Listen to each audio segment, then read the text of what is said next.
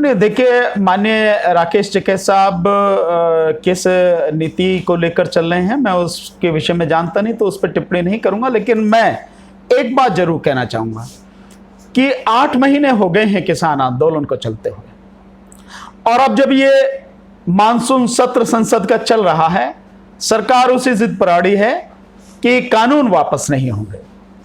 मैं समझता हूं कि अब किसानों को अपनी रणनीति बदलनी चाहिए। अभी तक जो दिल्ली के चारों तरफ किसान बैठे हैं, मुझे लगता है कि इसका जो असर पड़ना चाहिए वो असर पड़ा नहीं है। ये यूं कहें कि सरकार जिस तरह से घुटनों पर आए वो रणनीति अभी अपनाई नहीं गई, उस तरह से शायद आंदोलन अभी हुआ नहीं है। तो हमको इस आंदोलन को कुछ नया स्वरूप प्रदान करना चाहिए, इसकी रणनीति हमें बदलनी चाहिए। मेरे विचार में 2 तरीके हैं जिसको मैं मानता हूं कि किसानों को यह रणनीति अपनानी चाहिए। 2 तरीके, दोनों आपको बताता हूं। नंबर 1, पूरी तरह से चारों तरफ से दिल्ली को जाम कर देना चाहिए और दिल्ली तक किसी भी तरह की आवाजाही, किसी भी सामान की आवाजाही पूरी तरह से बंद करनी चाहिए। एक तो मैं ही मानता हूं कि यह एक रणनीति होनी चाहिए कि अगर सरकार ने इतनी जिद ही ठान रखी है तो किसानों को यह एहसास सरकार को करा देना चाहिए कि भाई हम किसी भी हद तक जा सकते हैं, संघर्ष करते हुए लोकतांत्रिक तरीके से हम अपनी बात को रख सकते हैं और सरकार को झुका सकते हैं। तो एक तो यह तरीका है कि जो अभी तक रास्ते दिल्ली के चारों तरफ के खुले सबको बंद किया जाए, सारे किसानों का, पूरे देश भर से किसानों का आह्वान किया जाए। इतनी बड़ी संख्या देश में किसानों की है, 14 करोड़ 64 लाख किसान हैं। अब ये तो केवल मतलब किसानों की संख्या और इनके परिवार मिला लीजिए, 50 करोड़ के आसपास किसान बैठते हैं। तो मैं ये मानता हूं एक रणनीति ये हो सकती है, इस पर गंभीरता से विचार करना चाहिए। हां, संसद के सामने किसानों ने अपनी संसद लगा रखी है, लेकिन उससे मिल क्या रहा, हासिल क्या हो रहा। और दूसरा यह होना चाहिए कि जब सरकार ने यह सोच रखा है कि वो किसी भी हालत में यह कानून वापस नहीं लेगी, तो फिर मैं बार बार पहले ही दिन से किसान मंच से बात कहता रहा हूं कि फिर आप सरकार को उखाड़ के फेंकें, क्योंकि इस देश की समस्याओं का, चाहे वो किसानों की हो, चाहे मजदूरों की हो, किसी की भी हो, उनकी समस्याओं का समाधान तभी होगा जब बीजेपी को इस देश से जड़ से उखाड़ के फेंक दिया जाएगा। और 2022 उसके लिए एक बहुत ही महत्वपूर्ण पड़ाव है। मैं मानता हूं कि एक टर्निंग पॉइंट है। 2022 इस उत्तर प्रदेश की नहीं, देश की राजनीति में एक टर्निंग पॉइंट है। तो राजनीतिक गतिविधि को बढ़ाते हुए इस देश के किसानों को जो आंदोलन कर रहे हैं, अब बहुत तरीके से सोचना चाहिए और राजनीति में दखल बहुत मजबूती से देना चाहिए। लेकिन सर माफी चाहता हूं सर, मैं बीच में टोक रहा हूं सर। सवाल यहाँ पर सर ये है कि आपकी बातों सर ये लग रहा है कि आने वाले चुनाव में जो है किसानों का एक अहम रोल रहने वाला है। लेकिन सर किसी निजी टीवी चैनल की रिपोर्ट के मुताबिक जो है बताया जा रही है कि किसानों का जो है सन 2022 के चुनाव में जो है फर्क उतना नहीं पड़ने वाला है जितना कि लोग देख रहे हैं। बहुत आम ना के बराबर फर्क पड़ेगा। नहीं, मैं नहीं मानता ऐसा कि भाई किसानों का फर्क नहीं पड़ेगा। निश्चित रूप से किसानों का फर्क पड़ेगा।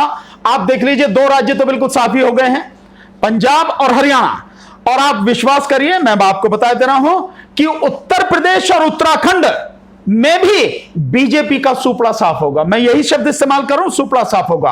हां, मैं किसानों को यह बताना चाहता हूं कि उनको इस बात पे ध्यान देना चाहिए। इस तरफ ध्यान देंगे तभी कोई बात बनेगी।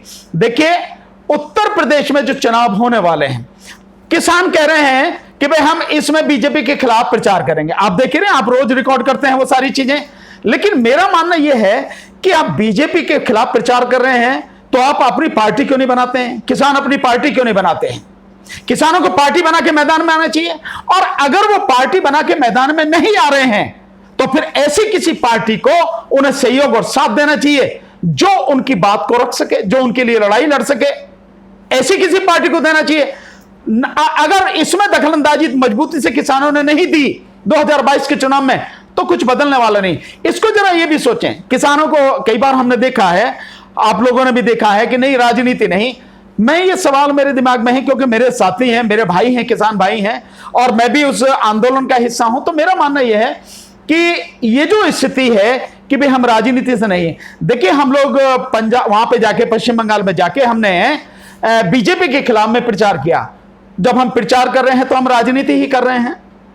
और अब उत्तर प्रदेश में जब चुनाव होगा उसमें भी बीजेपी को हराने के लिए बात कही जा रही है, बीजेपी के खिलाफ चुनाव प्रचार की बात की जा रही है। तो जब उस चुनाव प्रचार में आप लेंगे तब भी आप राजनीति करेंगे। राजनीति करना बुरा नहीं है। और ये जो सारी चीजें हैं, आपकी लड़ाई किससे है? लड़ाई किससे आपकी?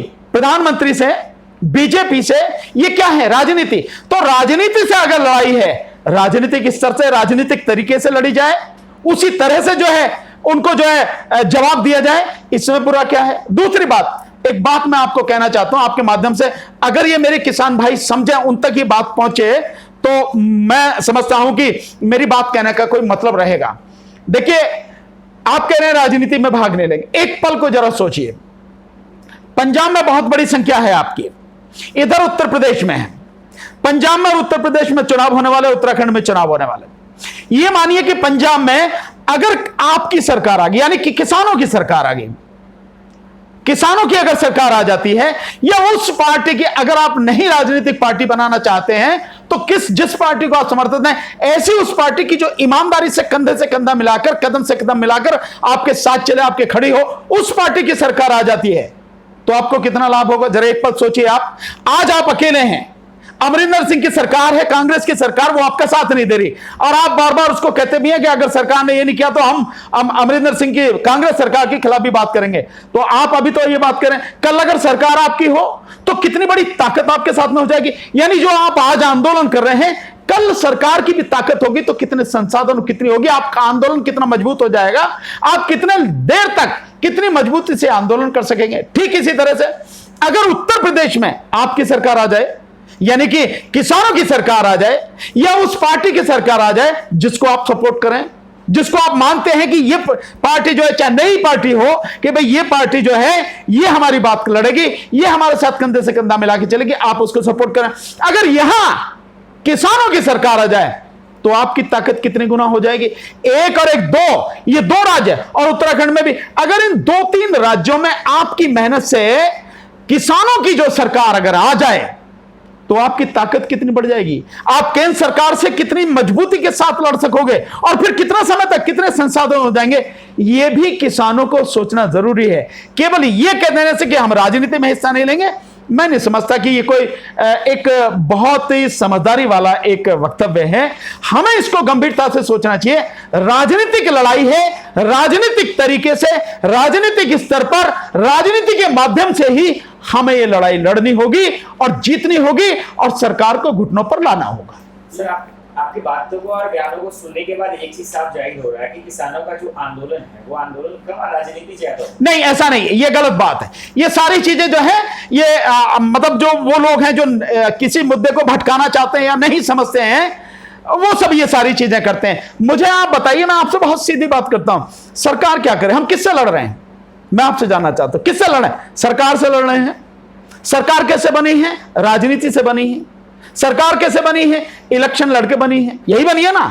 अगर हम उस इलेक्शन में जो सरकार मान नहीं रही, उसी सरकार को हम इलेक्शन में ही मात दे दें, ये अपनी जगह है कि हमने इलेक्शन में मात देती है, लेकिन इलेक्शन में मात दे के हम अपनी सरकार बना लें, ये दोनों चीजें हो गई। इसमें क्या दिक्कत है? इसमें कहां है? क्या राजनीति का ठेका जो है बीजेपी ने ले रखा है, या किसी और पार्टी ने ले रखा है, या मोदी जी ने ले रखा है? क्या राजनीति किसानों को नहीं करनी चाहिए? इस देश के हर व्यक्ति को, हर समझदार व्यक्ति को राजनीति करनी चाहिए। और जो लोग ये कहते हैं कि राजनीति नहीं करो, तो क्या तुम्हारे सामने भीख मांगते रहे? अभी तक किसान इतनी मजबूती के साथ अपनी बात करते रहे, फिर भी सरकार नहीं माने। तो सरकार जब नहीं मान रही तो बेहतर है ऐसी सरकार को उखाड़ के फेंका जाए और ऐसी सरकार बनाई जाए जो सरकार किसानों की अपनी हो, जो उनकी बात माने। तो ऐसे हालात में जो है फिर किसानों को क्या करना चाहिए? मैं तो बहुत सिंपल, महीने से चल रहा है। नहीं, मैं तो बहुत सिंपल, मैंने आपको बता दिया, या तो दिल्ली को पूरी तरह से जाम करो, आंदोलन को और तेज करो और व्यापक बनाओ। दूसरी बात, पूरी तरह से जाम कर दो चारों तरफ से दिल्ली को।